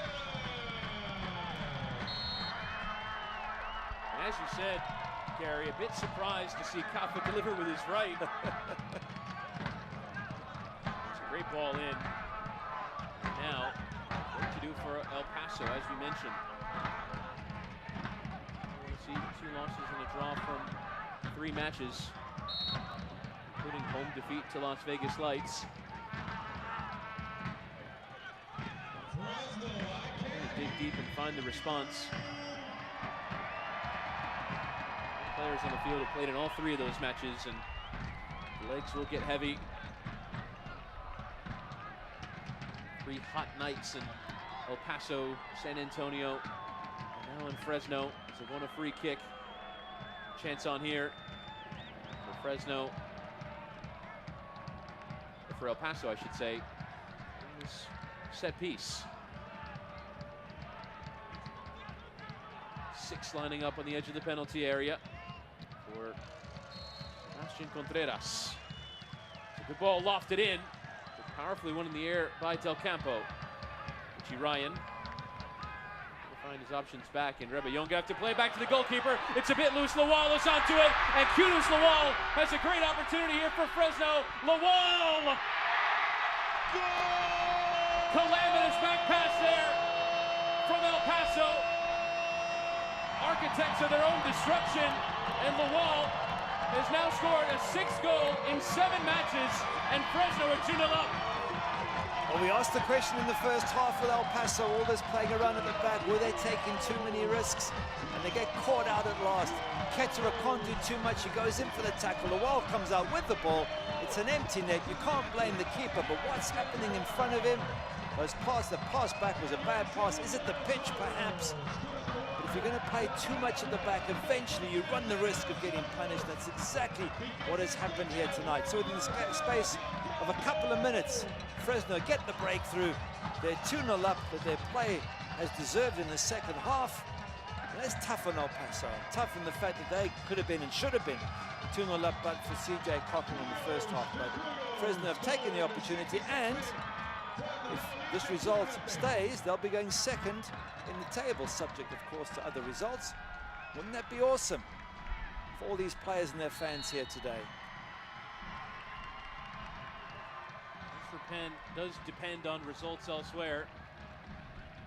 At the moment, they're actually not getting the rub of the green, as we mentioned earlier. Phoenix are leading 1-0. Portland Timbers 2 have come back to lead 2-1. It's now 2-2 in the 65th minute. Fresno would still remain third in the table, with Reno actually jumping them. They lead by 2-0.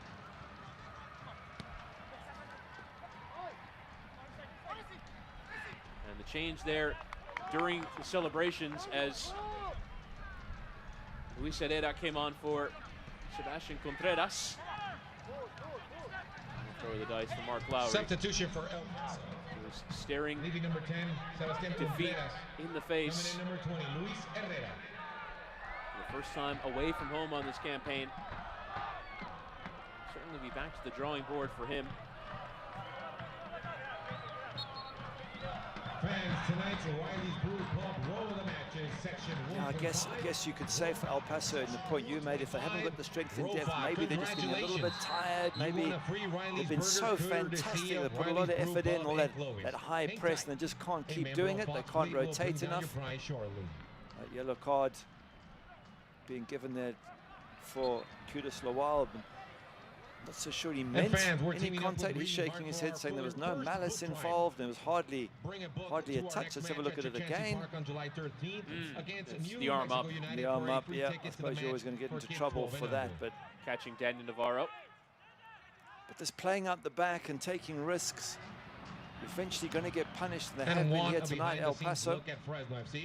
You can stay connected with these Soros. I guess they will point to the 2 chances early on when Salgado was through 1-on-1 and Navarro's hit a fantastic shot. And on both occasions, CJ Cochran has produced a fantastic save. Maybe they should have been 2-0 up at that stage. And staying down there at it up. But for me, when you're playing out of the back and you can see, even if you're under pressure and you're figuring out a way through, it's one thing, but El Paso all night long is in behind their Partida, but he was offside. All night long, El Paso have struggled to find that way out, find that ball from defense to midfield, and there, it wasn't even that scenario. It was a second ball off of the corner and a poor back pass. It was a poor back pass, and that's the problem. In that situation, you can't afford to mishit it, but if you're always going back to the goalkeeper and trying to play it around, instead of just lumping it forward back in. I know some coaches will say, well, that's not the way we play football, but it's less risky sometimes, especially when you're being pressurized. It's a bumpy pitch. Just knock it down the pitch. Give your striker, Kiesewetter, something to go for, as opposed to trying to play it back to the keeper. Nearly felt kindly there for Lawal. Ketterer claiming. Big challenge now for El Paso. What can they do? Can they get themselves back in this match? Can they make it a grandstand finish? They're giving away again, but El Paso continuing to play. Lovely touch there from Herrera, but coming together there with the fellow substitute Partida. A bit of frustration there, but Partida able to win it back and earn the throw.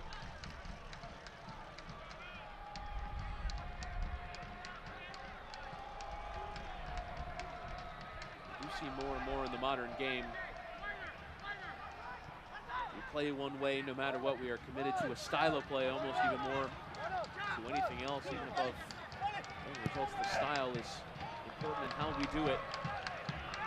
And I admire it, and I tend to be on the side of those in that camp, but when do you bend? It's difficult. Balance the strike.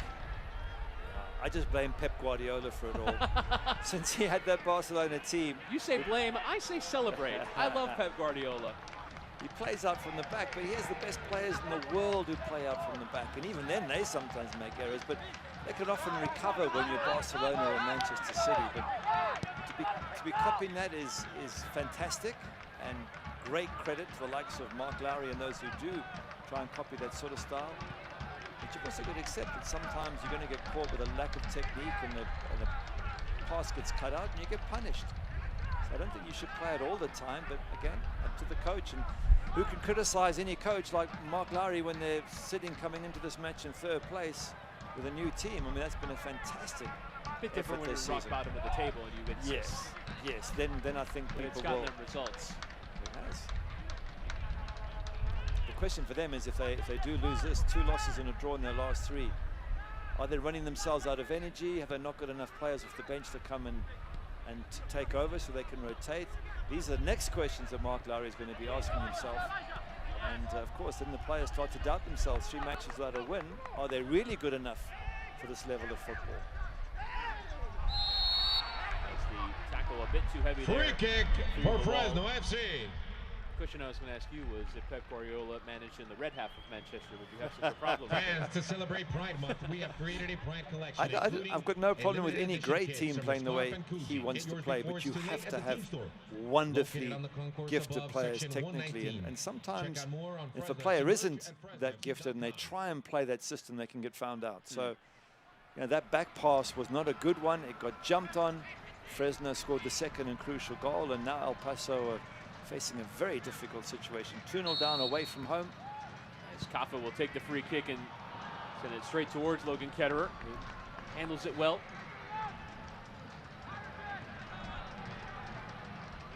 And it's given away there. Richie Ryan got caught. Kaffa in the penalty area. Juan Pablo Kaffa sliding in to win it back. Now Jackson, and another necessary deflection, but it was a handball, and the referee has awarded a penalty. Ismir Pekmic saying that Andrew Fox's arm was out. Yellow and a pen for Fresno to get a third. Well, there's no VAR to change the decision, so it is what it is. Jackson with the shot, and once again he's come on and made a big difference. Jackson, so quick and so sharp, and really is all falling to pieces for El Paso after such a great start to the match. Let's have a look at it again. On Pablo Kaffa on the ball. Ball comes out, he head up, he finds Jackson, gives him a perfectly weighted ball. Oh, I don't know that. I didn't see the arm out. Might have hit him on the shoulder and the arm tucked into the body, but Andrew Fox not happy with the decision, but it's given. Yeah, he's saying my arm wasn't away, but there's no VAR to go to and debate, so it is what it is. What's the defender meant to do? Yeah, I agree with you. I mean, at the end of the day, if your arm's tucked in, you can't get out the way. It shouldn't be a penalty, but it is. And Juan Pablo Kaffa will try and convert it for his second goal of the campaign. Try and get on scoring form that he was on a year ago. Here's Juan Pablo Kaffa, tries the chip, tries the Panenka, and Ketterer had it read the whole way. That's when the Panenka doesn't work. It's too risky if the keeper stands still. And Ketterer brave as a lion, because you're expected to dive either left or right. He stands still and just plucks it out the air, makes poor Juan Pablo Kaffa look really silly. Unfortunately for the Argentinian, his team are 2-0 up, so it's not that crucial at this moment. The chance remains on. Here's Jaime Chavez. And Ketterer scrambling, going down, and eventually settling. Nerves of steel here from Ketterer to stand tall and catch the Panenka. Yeah, when it gets caught like that, it's really embarrassing. That's why Juan Pablo Kaffa was holding his head. More and more goalkeepers are standing today because more and more people are trying the Panenka. Another shout for a penalty. Referee Pekmic waving away. He's not going to give 2 in 2 minutes unless it's absolutely blatant. Again, Juan Pablo Kaffa, maybe because his team were 2-0 up, he felt he could do a Panenka. Would he have done that at 0-0? I sincerely doubt it. but it's just left the door slightly open for El Paso. And to be fair, a 3-0 loss would have been unfair because they did so well those first 10 minutes. It could have been 2-0 up.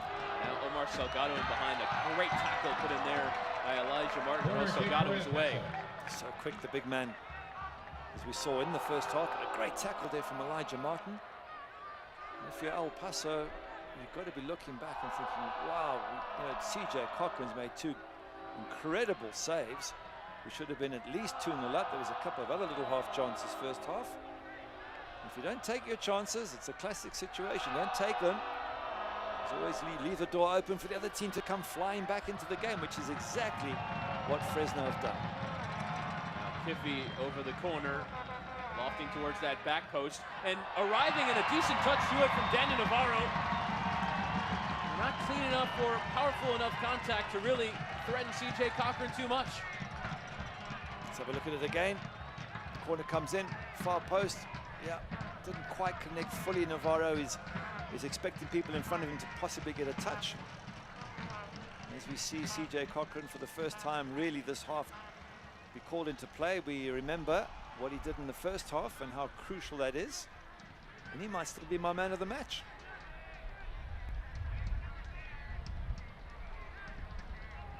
Neither goal really impressive enough to knock Cochran off that perch as yet. As Kiffy slides in a great ball, and now charging towards that back four. El Paso as Kiesewetter might still come for Kiesewetter, but enough pace on it for Cochran to come off his line and get it clear.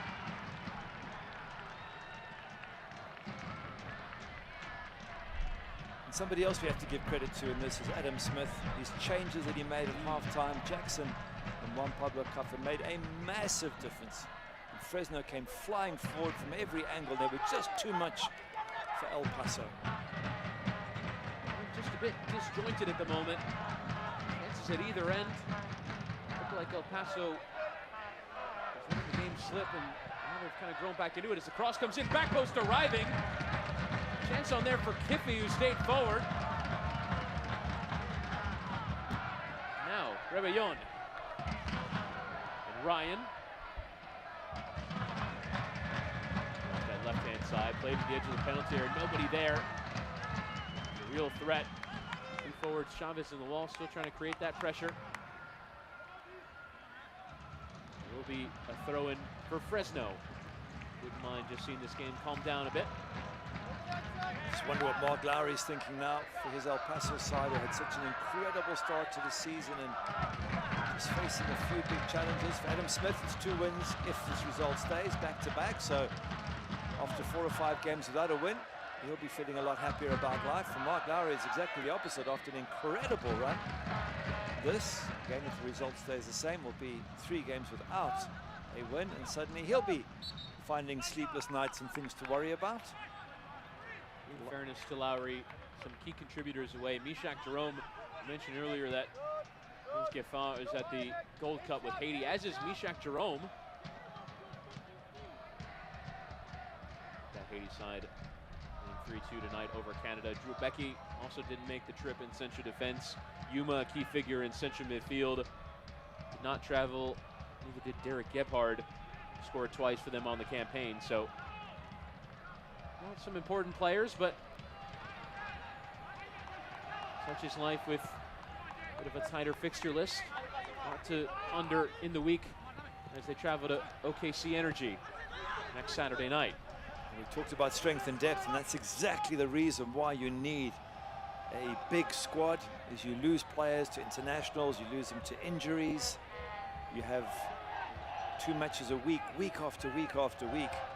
If your squad isn't big enough, your key players get tired. They just lose their edge. And that might be what El Paso is going through at the moment. Can't say for certain. But that's pretty much what Adam Smith suggested his first season was all about. A good team, but not a big enough squad. Now he's got both, a good team and good backup in a large squad. And suddenly you can rotate, and you can keep your players fresh, and you can get a result like this, which 10 minutes ago was looking really good. 2-0 up against El Paso, who've been absolutely brilliant this season so far. create competition for places as well. Absolutely, that's what keeps players on their toes for certain. Lovely interchange there between Chavez and Jackson. And here for Del Campo. We should say this would be a tremendous result for Fresno. Second win on the bounce, and take them into third in the Western Conference. Last year they were drifting further and further away from the playoff line as the season went on, eventually finishing below it. Into the top three is we're on the halfway point. Many teams already hitting it. Fresno still one more match to play, which would be the way to Sacramento as they hit the halfway point in their season. It will be a free kick on the far side for the Foxes. Well, certainly looking at the way they're playing at the moment, with Jackson White on the one side, Jamal Johnson on the other, and Chavez and Noir up front. The half of feel that they off-season have ticket the packages players now available. to get big results, to go against some of the top teams and beat them. That's 11 But, matches. the worry is that in the first half, without the likes of Jackson and Pablo Cuffer, they really struggled to get through. So if they got injuries to those players in the crucial part of the season when the playoffs come, it's going to be a problem for Fresno. As Cuffer just tries to dink it towards Jackson, got a touch to it, but Ryan doing well to get in between he and the byline, and he is furious with a little bit of a late tackle that came in from Jackson as well, as he went down to the turf, and the referee gonna have to separate the two. Probably Richie Ryan just a little bit upset with the way this match has gone. Jackson just gave him a little bit of a shove as he was going for the ball. There was no malice in it. But I'm sure Richie's just can't believe how they started so well, and now they're sitting behind the 8 ball and 8 minutes left, and Richie Ryan's frustrated. He's a real battler. Very popular here at Miami FC when he was playing in Miami, and good character to have in the locker room, I'm told. Also a fiery character. As you can see here, and Jackson going in to apologize. What do you make of the tactic of having the referee bring the two players involved in an incident and almost having them hash it out with him as the mediator?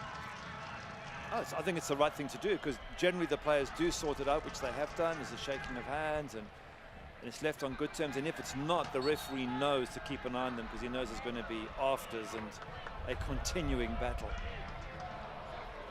The referee's been very good today, as they generally are in the USL. Very, very firm, very direct. Explain what's going on. Well, it's given away there at the back by Nick Ross. Now a chance on here for Jackson, lofting it towards Jaime Chavez. Great save, Ketterer on the front of the wall. Flag down. Second goal for Kudus Lawal, who is on fire. 7 in 7 for Kudus Lawal, and Fresno have got 3 goals and 3 points in the bag. Brilliant, what a second half it's been. Look at the kids in the background celebrating as well. Ball, it's a bad pass, isn't it? You'll be careful with that, Nick Ross giving it away. But what a good ball in. Great header from Chavez. Once again, the keeper, Logan Ketcher, makes a decent save. And the Wild follows in and picks that one off. And he deserves it. He's been working really hard, trying to find opportunities. Chavez with a decent header. And it's 3-0, and Ketcher must be wondering what he has to do, because he's made save after save. El Paso are ending up here getting thumped tonight. And that's credit to Fresno, and what a wonderful second half it's been for the home side. Could have really done with some help from Sacramento Republic tonight, and could have finished the night second in the table, but Reno 1868 look like they're going to comfortably see that one out, as Guillermo Diaz has come on for Richie Ryan as the final change. Ryan, a player who's appeared in all 16 of El Paso's matches. It's allowed by Mark Lowry to get a rest, as this one is pretty well gotten away. He was getting upset as well, a little bit maybe over emotional, so the coaches just felt that it's best to get him off the pitch and let him just calm down. He's a battler, he's a fighter, he's the sort of player you want in your team. But as you say, the match is as good as done now. With Diaz coming on for his first appearance of the year. A few more afters, and now we've got shoving away from the ball. It was a substitute, Luis Herrera, who is not at all pleased, I believe, with Jamal Johnson, and now full-scale separation required. Goalkeeper C.J. Cochran out as well, all the way past the halfway line. And Del Campo begging for red. Let's have a look at the incident. And it was Johnson, the late tackle there. And Jamal Johnson stayed on top of him. Head off swinging a leg out, then grabbing Johnson's shirt. And the tug of the shirt as well from Herrera. A lot of pushing and shoving going on. I'm not so sure any punches were thrown, or not. I don't think there's anything quite worthy of a red, but certainly yellows to both players for an unnecessary scuffle there. Time to take a deep breath. El Paso upset. They're annoyed. They can't believe that they're getting hammered here in a match in which they started off so well. And Fresno are 3-0 up. They can just play this out, keep possession. Well, on second look, we're going to see a bit more in that, but yeah, there wasn't much. No, as we tend to say, handbags. But you know, Fresno don't need to get involved. For El Paso, I understand. It's really frustrating into this game. For Fresno, just chill, close the game out, keep possession. You want to bring down the sort of negative aspect. You don't want to ramp it up. And now a final change being prepared here as Diego Casillas will come on for Fresno. It'll be Jaime Chavez. He had a few headed opportunities to get in the goals, but his last effort saved by Ketterer. And the wall pouncing on it. It's a big hug from Adam Smith as he comes off. Jaime Chavez played really, really well, and the assist there for the last goal, fantastic header which the keeper saved, but Lowell followed in and scored. So Jaime Chavez, really decent effort today. Very impressed with him. Navarro and Fox. So we'll have to go back to square one. And you wonder as well, credit to Adam Smith, he might have laid down the plan to negate El Paso Locomotive. You also won 4 VIP club tickets. You could also say there's tired legs, third match in a week, but please stop by the courtesy booth on the concourse behind section 121. Also been well and truly negated on this night. There is the substitute Diaz. Slide in Salgado. Still trying to get onto it. Daly fine with conceding the throw. See their supporters in behind that goal for Fresno, enjoying their night out. And why not 3-0 against El Paso? What a decent result that is. Absolutely fantastic. 2 wins back-to-back. Happy days all round. That's Friday night. Beating San Antonio 3-2. All those goals as well coming in the second half. Kiffy trying to carry on his way. Got a bit too much there of Jackson with a free kick. He's made such a difference, Jackson. His pace, he's been getting stuck in, he's been attacking. He's been wonderful. Juan Pablo Cuff's service, just top class. And those two coming in at half-time made a massive difference. And so too that man. He's still my man of the match, by the way. C.J. Cochran, You're not giving it to Lowell for the brace? I guess 2 goals is important, but his 2 saves was the equivalent of 2 goals, and that came early in the match. And they would have had their backs against the wall, Fresno, if they were 2-0 down. He comes up with 2 wonderful saves in the first 10 minutes, C.J. Cochran. And when do goalkeepers get man of the match anyway? They always get overlooked. For me, it's the goal scorers. Lowell, man of the match for me. Let's see what the fans and the production team come back with. Who they side with.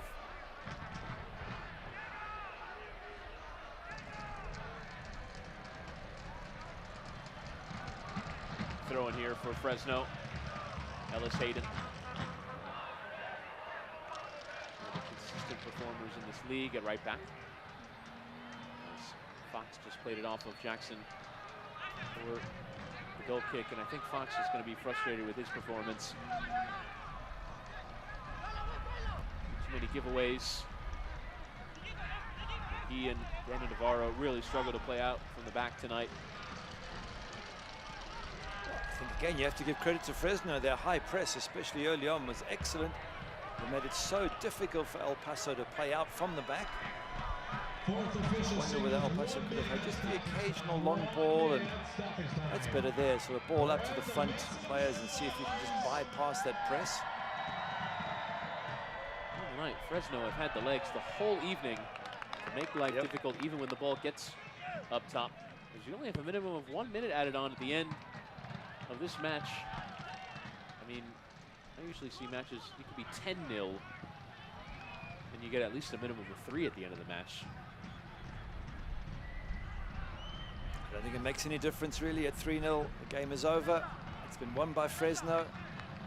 For El Paso, it's going to be a case of sitting down and just trying to figure out how to get back on the winning trail after 3 without a win. And I can't criticize them because they've had such an incredibly wonderful season in there. Still in the top 5. Yeah, there you go. And there is the full-time whistle. Fresno FC lead El Paso in the table with a 3-0 victory, up to 3rd in the live standings. And for Adam Smith, a 2nd straight victory. That man in goal, tremendous in the first half. He is our El Mexicano man of the match. Kudos Lawal with the goals in the second half that provide the distance, and it finishes Fresno FC 3, El Paso Locomotive 0. Well done, CJ Cochran, my man. Lovely to see a goalkeeper get the award, but his 2 saves in the first 10-15 minutes were world class. Absolutely brilliant. 1-on-1 against Salgado, and a tip over from Navarro. As we get to our moment of the match, brought to you by McCarty Insurance, the opening goal. Yeah, lovely header from Jackson, but a great cross from Juan Pablo Caffa on his weaker foot that he very rarely uses, but when he does, it was spot on, and that was the breakthrough, and that just opened up the match. It forced El Paso to come out and start attacking. There were more gaps, and Fresno took advantage. People watching might think 3-0 meant it was easier, but it wasn't. It was a real tough match today. It was 2 top-class teams, and only towards the end did Fresno manage to accelerate away from El Paso. The goals coming in the second half from Jackson and Grayson Lawal, and Fresno FC 3-0 winners on the night. We'll come back with full-time reactions after this. Gracias a todos por su asistencia aquí en el Estadio Chelsea. Esperamos que se hayan deleitado con esta victoria de 3-0.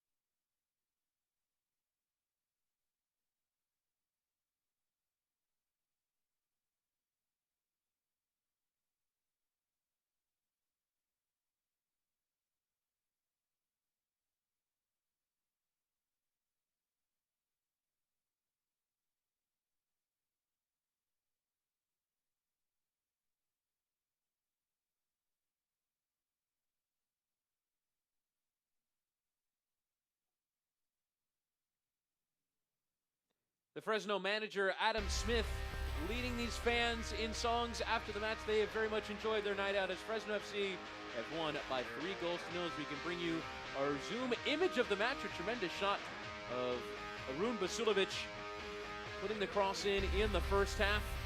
And that is our Zoom image of the match. Now we should bring you our save of the game, brought to you by BMW. Omar Salgado in behind. A vital early save from CJ Cochran.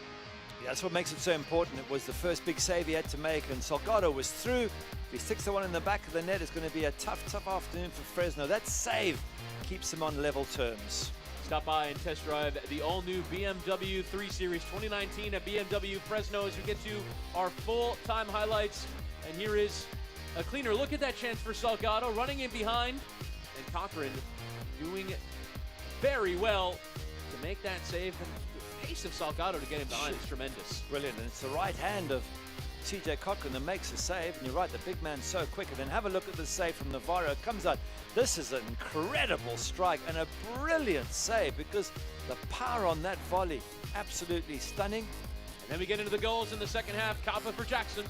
Yeah, lovely cross with the right foot, picks out Jackson, and suddenly we had a goal, we had a breakthrough, and the game really came to life. Bad back pass from Rebellon.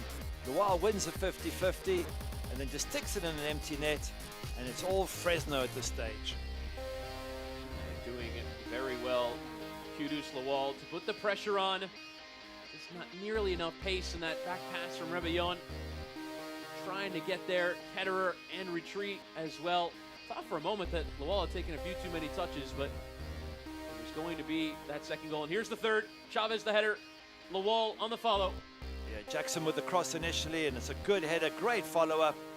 And at this stage, it's just all Fresno, and the stats, look at that, 27 shots to 7. There was nothing from El Paso in the second half. That's all from their first half, virtually 10 shots on target to 4.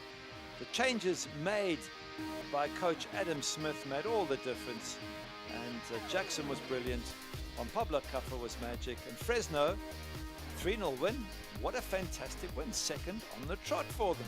Third in the table now as Phoenix are now beating Portland Timbers 2 by 3-2. And Fresno, 18 shots, 9 of them on target in the second half alone. A tremendous second half performance has gotten them the 3 points. The goal is coming, a brace from the wall. The substitute Jackson with the opener for Fresno FC, who, as you mentioned, Gary, have won a second in a row. They win by 3-0 on the night. For our tremendous USL crew, my broadcast partner Gary Bailey, my name is Chris Whittingham, signing off.